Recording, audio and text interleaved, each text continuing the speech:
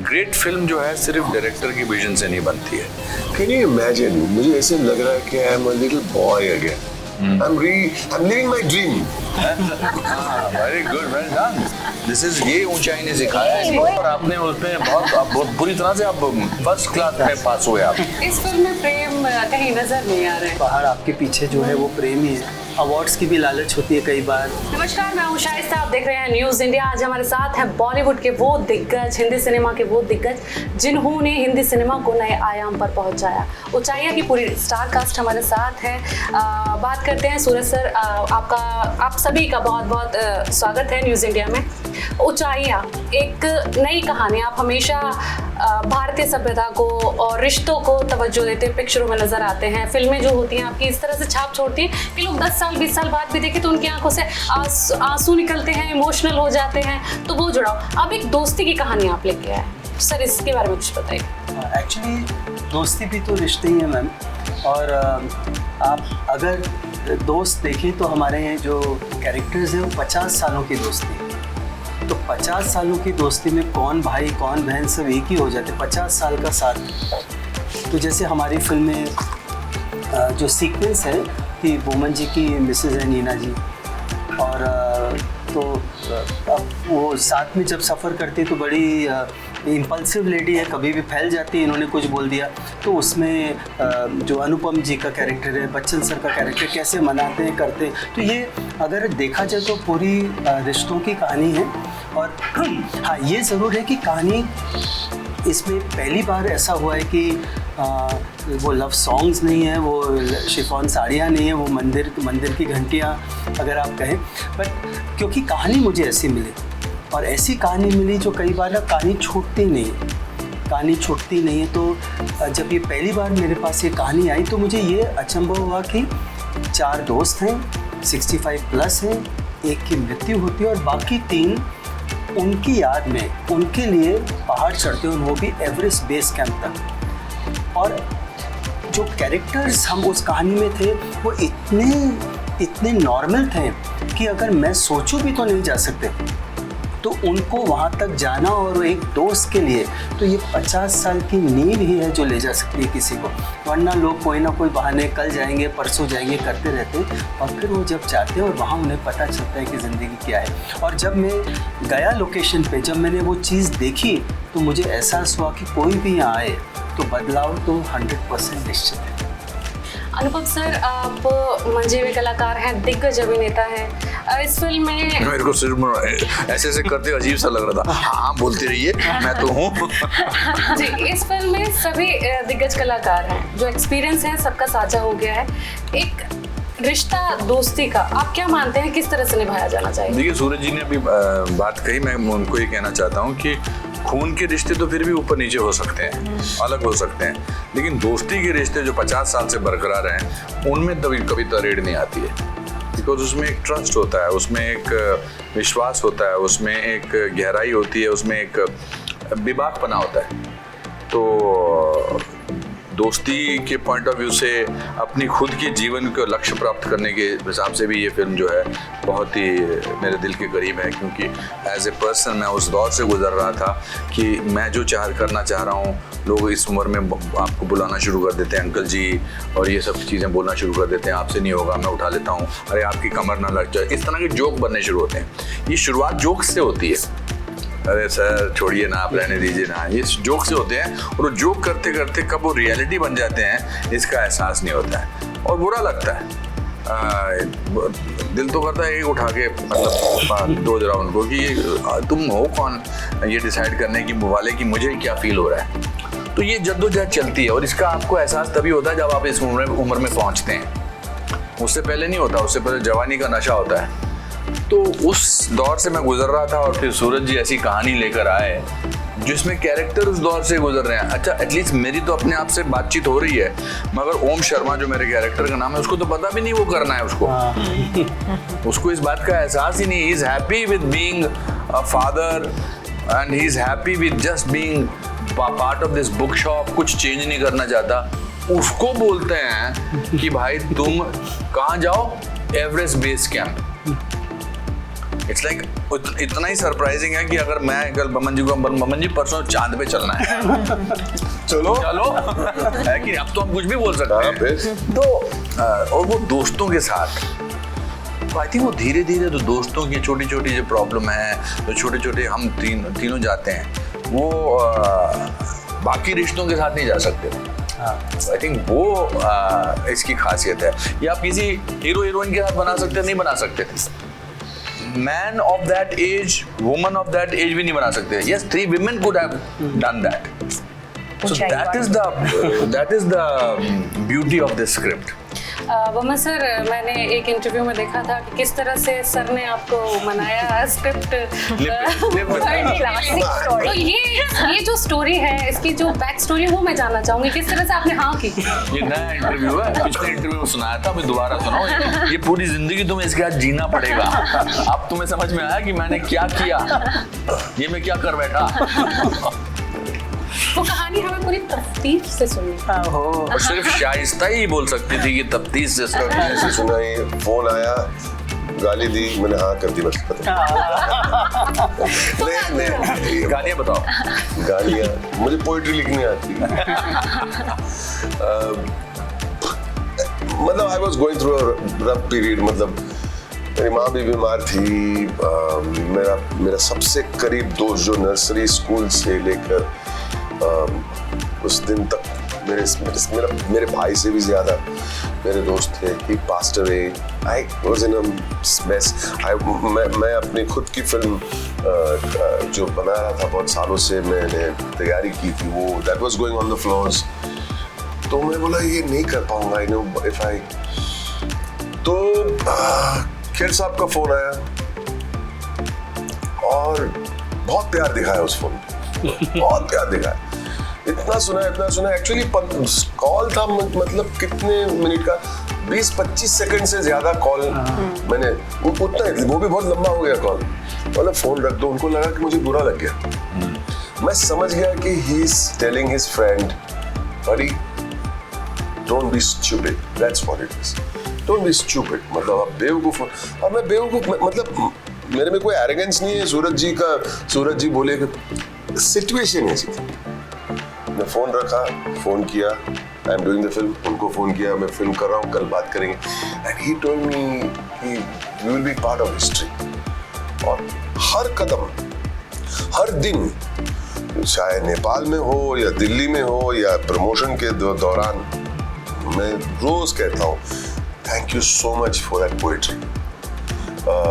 मतलब वो गालियाँ हम सब कीन थे वो मंजी के लिए, बट परिस्थिति ऐसी। तो मैंने उन्होंने अनुपम सर पर तुम what is your dream cast, तो मैंने ड्रीम कास्ट बोली। तो मैंने कहा बोले ही शुड डू ऐसे situation like this, correct 20 second. Because Anupam sir नीचे गए और मतलब 1 मिनट के 2 मिनट 5 मिनट के अंदर तो मैसेज आ गया कि बात हो गई। तो वो टाइम ऑलमोस्ट वही है। और मैं कितना I don't think मैं बेवकूफ हूँ। सिचुएशन ऐसा था, but it is such a honour to know कि he thinks I am part of Dreamcast with Kher साहब एंड बच्चन साहब। तो कर लिया। हाँ, मुझे लगता था कि मुझे ऐसा लगता था कि मैं सूरज को बहुत सालों से जानता हूँ, बहुत सारा बड़ा प्यार उनके प्रति बहुत है, बड़ी इज्जत बहुत है। और मुझे लगता था कि इन्होंने मुझे कहा है कि मेरी ड्रीम कास्ट ये है और मैं कैसा हूँ कि मैं जो है ये जड़ी पर बूटी का पर्वत उठा के नहीं ला सकता हूँ रामचंद्र जी के लिए। मैं ऐसा, मतलब इस तरह की भावना थी। जब हनुमान जी लेकर आए होंगे वो पर्वत से, या सिंपली वैसे ठीक नहीं ना, मैं वैसा सोचता हूँ, मतलब बट फीलिंग वो थी कि how can I help him get this dream cast, कैसे कर सकता हूँ। और मैं अब उनको समझाने लग जाता कि देखो भाई बमन, ऐसा होता है फिल्मों में, नहीं कुछ चीज़ें कुछ शब्द ही कन्वे कर सकती हैं, और वो शब्द सिर्फ अपने दोस्त को ही बोला जा सकता है। सबसे बड़ी बात ये। तो मैंने अपनी दोस्ती वहीं निभा दी थी।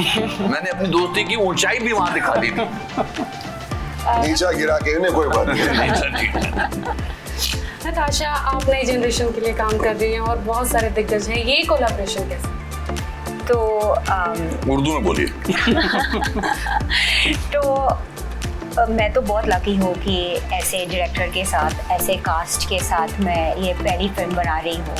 लेकिन जब मैंने ना ये स्टोरी सुनी थी पहली बार, तभी मुझे पता चला था कि मुझे ये फिल्म बनानी है एक नई इंडिया के लिए, क्योंकि ये स्टोरी ना, ये वैल्यूज़, ये फ्रेंडशिप की कहानी, ये एक अंदर की ऊंचाई अचीव करने की कहानी सब जनरेशन के लिए है। और अभी जो लोग न्यू इंडिया के लिए कहानी बना रहे हैं, मैं OTT पे बहुत काम करती हूँ, सब स्कैंडल है, थ्रिलर है, डार्क स्टोरी, मेंटल हेल्थ की स्टोरी। लेकिन हम क्यों सोचते हैं कि न्यू जनरेशन को ये चाहिए? न्यू जनरेशन को भी होप चाहिए, इंस्पिरेशन चाहिए, और हमें भी हमारे एल्डर से सीखना है ना कि हर at every stage in life, challenges तो will be there.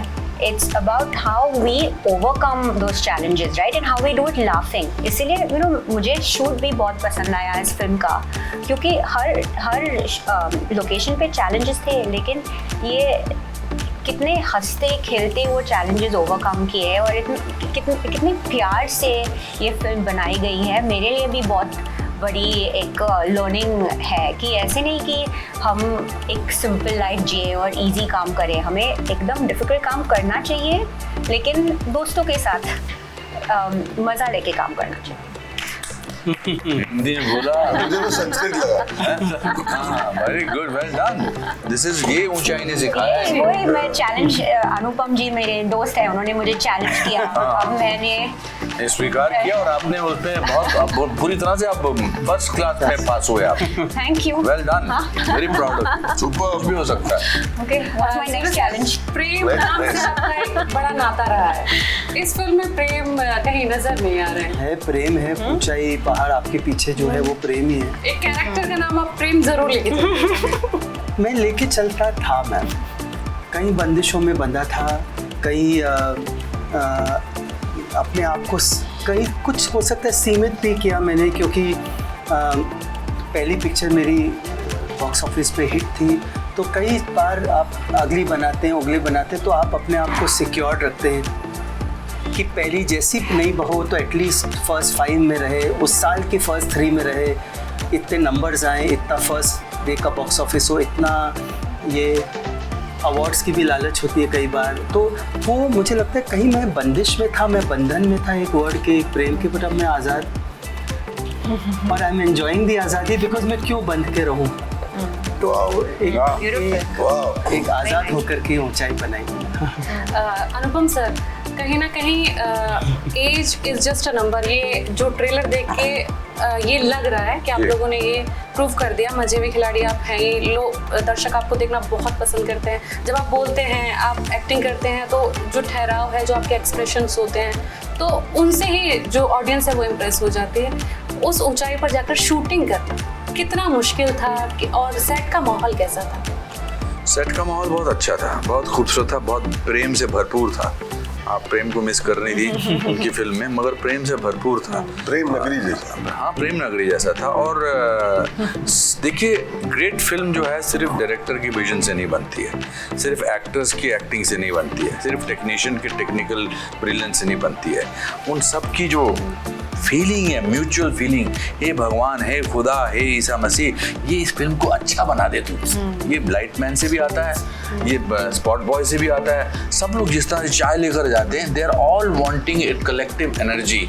तो वो इसमें फिल्म में बहुत नजर आई, और उसका श्रेय जाता है राजश्री के 75 सालों को, राजश्री को और सूरज जी को, कि he commands so much of love and respect, because he gives so much love and respect to each and everybody। तो उसलिए वो तो मज़ा आया। तकलीफ तो हुई, पहाड़ पे चढ़ना आसान नहीं है, और किसी भी उम्र के लिए, छोटे भी जो थे, हमारे साथ जो यंग ट्रैकर्स थे वो भी उतना ही थकते थे, और जितना हम थकते थे, हम थोड़ा ज़्यादा थकते थे, हम थोड़ा रुक जाते थे, बट मज़ा आता था जब हम एक आधा किलोमीटर देख के नीचे देखते थे ना, अरे हम नदी से इतना ऊपर आ गए हैं, और फिर थोड़ा ऊपर जाना है, फिर ऊपर जाते थे, अरे हम और ऊपर आ गए हैं, बैठ के चढ़ के आते थे, सांस फूलती थी, सब कुछ होता था, परेशानी थी, ठंडा पानी, गर्म पानी नहीं मिलता था, ये वगैरह वगैरह। बट क्योंकि हम सारी इस तरह की जो लड़ाइयाँ थी उनको फतह कर रहे थे, उनको जीत रहे थे, तो अपने पराक्रम का हमको बहुत एहसास हो रहा था। बमन सर आपसे बात करेंगे। जब अमिताभ बच्चन जी वहाँ हैं, सर वहाँ हैं और राष्ट्रीय प्रोडक्शन में पिक्चर बन रही है, तो आप को क्या फील हुआ, क्या किस तरह की चीज़ें थी आपके दिमाग में? दो बातें। बच्चन साहब को मैंने पहली बार साथ हिंदुस्तानी में देखा था, लेकिन मतलब वो जहन में और ध्यान में आए थे आनंद पिक्चर में। मैं मेरी माँ और मेरी बुआ जी के साथ देखने गया था, तो नाम भी प्रोनाउंस करने को ढंग से नहीं आता था। क्या नाम था? अम्मी बोलती अमीटा, पारसी है ना, तो उन लोगों का हिंदी बहुत कमाल की होती। बचपन ऐसे कर, तो as a little kid I'm watching this man and now I'm calling him Amit, you know, he's a character, not in real life. और when I saw सारांश जब देखी थी मैंने मेट्रो सिनेमा में, और मैं जब पोस्टर देखता था और मैं अंदर गया था और मैं पोस्टर के ऊपर जो रिव्यूज पढ़ा, मतलब this is honouring the artist and an actor who has made this film. I mean, Mahesh Bhatt made a great film and lekin the performance remains. And I said I would like to be an actor. तो भी इनके साथ काम करना, बच्चन साहब के साथ काम करना, सूरज जी के इतने, राजश्री की लेगेसी के साथ में, दोस्ती पिक्चर तो मुझे बहुत पसंद है। Can you imagine? मुझे ऐसे लग रहा है कि I am a little boy again. I'm a little boy with Mr. Bachchan, with Khair Saab, with Suraj ji and the legacy of Rajshri. मतलब ऐसा बोलते ना अंग्रेजी में kid in a candy store. I'm living my dream.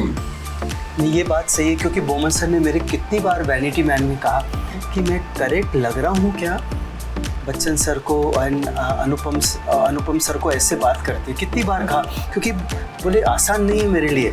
नहीं, बिल्कुल आसान नहीं है मेरे लिए उनको ऐसे झड़पना ढिरकना। ये मैंने कहा करे तो फिर कितनी बार अपनी इस बारे में चर्चा हुई? बहुत बार। तो एक बार मैंने आई सेड कि let me gate physical with them. Physical real life में नहीं कर सकते। अब तो बहुत करते हैं, धक्के दे दे के बात करते हैं। But that's the beauty of acting, everything is forgiven. Sir ये जो आपकी फिल्म में कैरेक्टर हैं, दोस्ती के जो कैरेक्टर निभा रहे हैं, तो यही चेहरे चुनना आपके लिए कितना मुश्किल था, और आपके दिमाग में क्या स्पेसिफिक यही चेहरे थे? शुरू से हम जब ये मेरे पास कहानी आई और जब ये कैरेक्टर्स बने हमारे सामने, जब मैंने ये कैरेक्टर्स को कैरेक्टराइजेशन दे दिए, तो आई बीन फॉर्चुनेट कि जो मैंने वो कास्ट चुनी थी वो फाइनली मुझे मिली, और कहीं कॉम्प्रोमाइज़ नहीं। वेद आई स्टार्ट विथ, सबसे पहले अनुपम सर का फ़ोन आया मेरे पास कि मैं वापस हिंदुस्तान आ गया, दैट गॉट द फर्स्ट। फिर ऑफ कोर्स बच्चन सर से मेरी बात हुई, फिर बोमन सर से, नीना जी, और लास्ट में डैनी जी होके हुए। 6 महीने लगे उनको सिक्किम से मुंबई लाने में, बट फाइनली वो भी हुआ। तो पूरा का पूरा जैसे कि ना सितारे मिल जाते हैं ना, सब। अनुपम सर, आप सोशल मीडिया पर बहुत एक्टिव रहते हैं। शूटिंग के दौरान भी आपने बहुत सारी वीडियोस पोस्ट की थी, तो उस समय से ही हम लोग वॉच कर रहे हैं कि आप बहुत एक्साइटेड थे। तो क्या, और आपने एक कैप्शन भी लिखा था कि नए जीवन की शुरुआत। तो सर कितने एक्साइटेड थे उस समय, क्या चल रहा था? बहुत खुश था, मैं कभी सोचा नहीं था। अभी आई डोंट नो, आपके इंटरव्यू में इससे पहले में बमन जी ने बताया कि अगर हमको कोई बोलता कि छुट्टी प्लान करनी है, हम जिंदगी में कभी उस जगह प्लान नहीं करते, not because of any particular reason. हम सोचते हैं कि बड़े शहर में जाएं या कहीं रिजॉर्ट वगैरह में जाएं, तो पर हम वहाँ जब हम गए और जब अपने आप से सामना हुआ, अपने आप के अंदर से सामना हुआ, तो बड़ा अच्छा लगा। और लोगों को एक्साइट करना अच्छा लगता है, अगर अच्छी चीज़ कर रहे हो तो लोगों के साथ शेयर करना। मुझे कभी कभी लगता है कि मैं इसलिए भी शेयर करता हूँ, बहुत सारे लोगों को, 90% लोगों को मौका नहीं मिलता पेरिस जाने का, US जाने का, पहाड़ पे जाने का। तो आई kind of share all that so that people get to see all those places through me and through my social media. Boman sir, क्या आपने कभी रियल लाइफ में ऐसे ट्रैकिंग दोस्तों के साथ ये एक्सपीरियंस किया है कभी? अगर होटल रूम में हूँ तो रेस्टोरेंट तक ट्रैकिंग करता हूँ लेकिन नहीं, I am not a big tracker. आगे मौका मिलेगा आप लोग बिल्कुल जाएंगे 100%। हाँ, मतलब और मैं बोलता हूँ कि मैंने फैमिली को भी मैं सोच रहा हूँ अभी मेरे जाना चाहिए पिछले फिर से। 4-5 दिन से चल रहा है हाँ। कि मैं जरूर या इसी ये ट्रैक पे दोबारा luxurious जाऊंगा। हाँ। और दूसरी बात आपने कुछ बहुत अच्छा सॉरी आई गॉट लॉस्ट मैं माफी चाहता हूँ सॉरी नहीं कोई बात नहीं सब लोगों की एनर्जी। नहीं अबाउट वॉचिंग द वर्ल्ड मैंने I am not a very highly educated person all my education happen through watching movies I have seen the world through watching movies और चाहे पेरिस हो या around the world in 80 days हो या कोई भी मतलब ग्रेट गैम्बलर की जो वेनिस देखा I have seen the world through movies only radio का यूट्यूब यश जी ने स्विट्जरलैंड को इंट्रोड्यूस किया इंडिया में और उधर का बढ़ गया।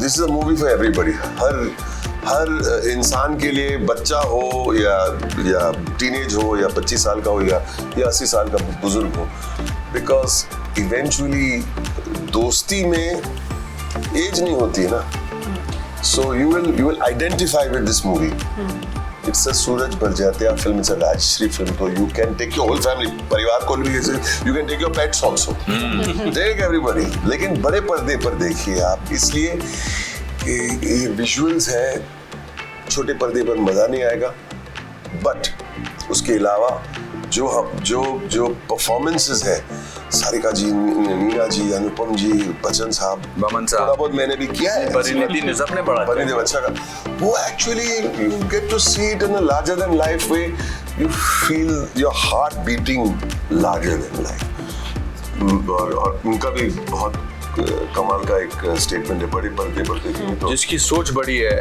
वो बड़े पर्दे पर देखेगा जिसकी सोच छोटी है। फिल्म 11 नवंबर को आ रही है बहुत ही खूबसूरत ट्रेलर है आप देखने जरूर जाएं देखते रहिए न्यूज़ इंडिया।